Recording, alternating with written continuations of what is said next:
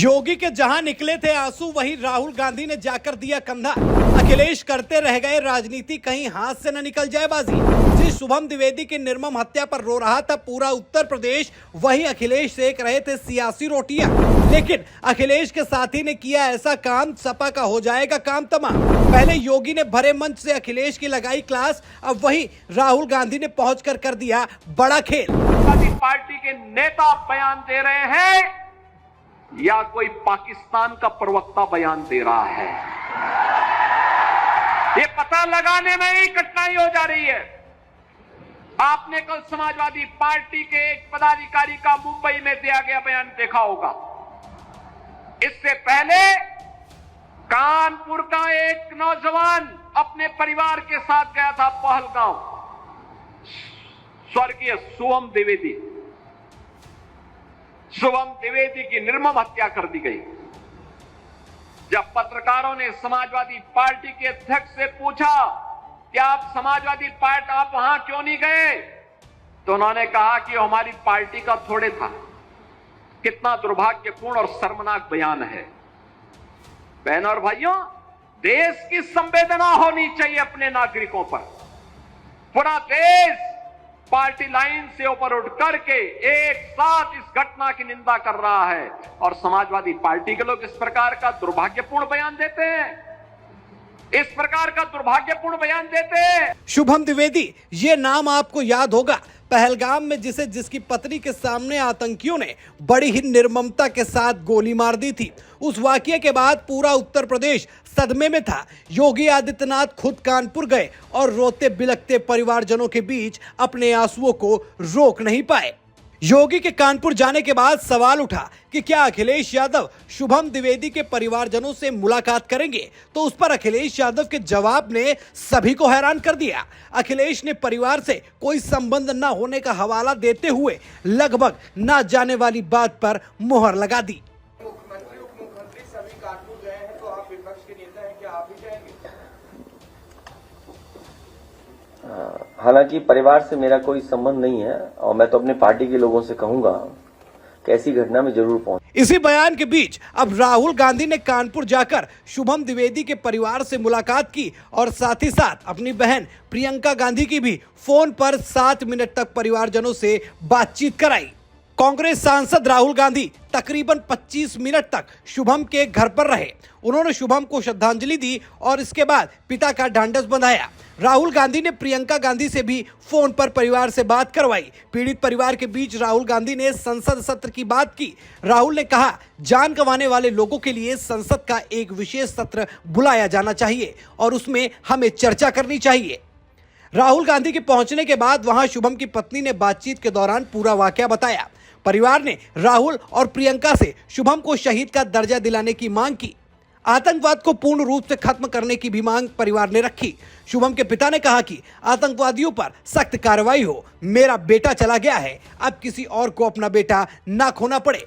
राहुल गांधी के कानपुर पहुंचते ही सियासी हलचलें तेज हो गई। जहां एक तरफ समाजवादी पार्टी के मुखिया अखिलेश यादव ने कानपुर न जाने वाली बात पर टोल मटोल करके बात करते हुए मीडिया को जवाब दिया, उसी बीच राहुल गांधी का कानपुर पहुंच जाना अखिलेश यादव के लिए एक बड़ी मुसीबत साबित हो सकता है। लेकिन वो मुसीबत क्या होगी मैं आपको आगे बताऊंगा, पर उससे पहले योगी आदित्यनाथ की वो फटकार सुनिए जिसमें अखिलेश यादव को भरे मंच से शुभम द्विवेदी के घर न जाने वाली बात पर योगी आदित्यनाथ ने कैसे क्लास लगाई।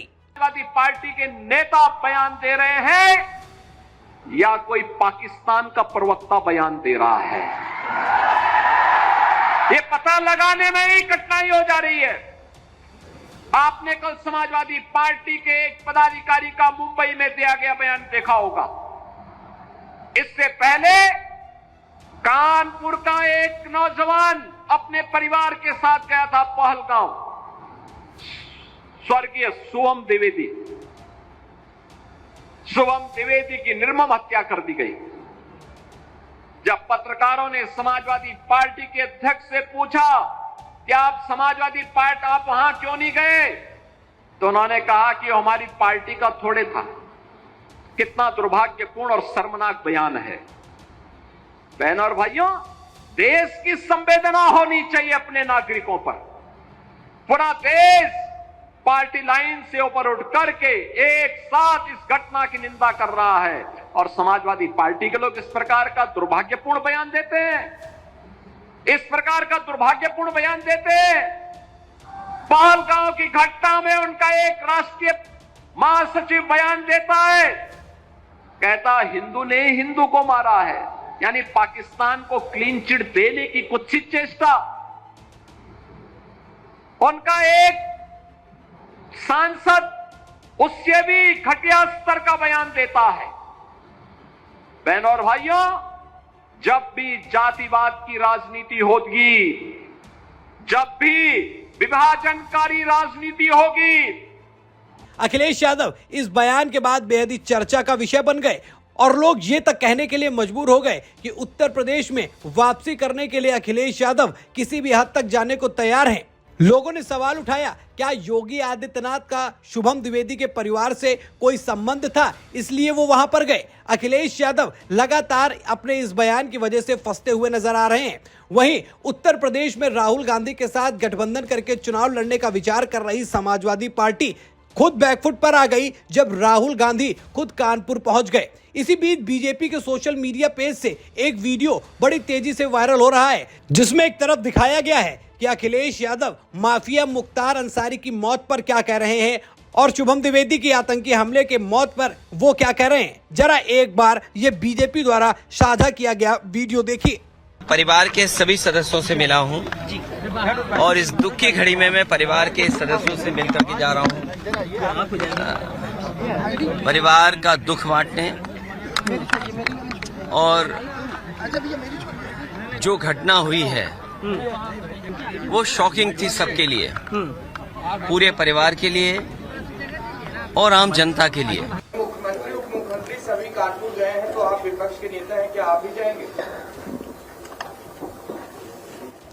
हालांकि परिवार से मेरा कोई संबंध नहीं है और मैं तो अपने पार्टी के लोगों से कहूंगा कि ऐसी घटना में जरूर पहुंच। हालांकि परिवार से मेरा कोई संबंध नहीं है और मैं तो अपने पार्टी के लोगों से कहूंगा कि ऐसी घटना में जरूर पहुंच। अखिलेश यादव उत्तर प्रदेश में पीडीए की राजनीति कर रहे हैं, लेकिन ऐसे मामलों में जहां देश की बात हो, जहां पर किसी परिवार के साथ में खड़े होकर उनका ढांढस बांधना हो, वहां अखिलेश यादव पूरी तरीके से पीछे होते हुए नजर आ रहे हैं और अखिलेश यादव इसीलिए सबसे ज्यादा टारगेट किए जा रहे हैं। क्या राहुल गांधी का कानपुर में जाना और शुभम द्विवेदी के परिवार से मिलना अखिलेश यादव के लिए आने वाले समय में उत्तर प्रदेश में जो विधानसभा चुनाव होने वाला है उसमें एक नई मुसीबत का काम करेगी? आप अपनी राय दोस्तों कमेंट में जरूर बताइएगा। साथ ही साथ अखिलेश यादव की इस राजनीति पर आप क्या कहना चाहेंगे? कमेंट सेक्शन आपका इंतजार कर रहा है। वीडियो पसंद आई हो तो वीडियो को लाइक और शेयर करें। चैनल पर नए हैं तो चैनल को जरूर सब्सक्राइब करें। फिर मिलते हैं एक नई खबर के साथ, तब तक के लिए धन्यवाद।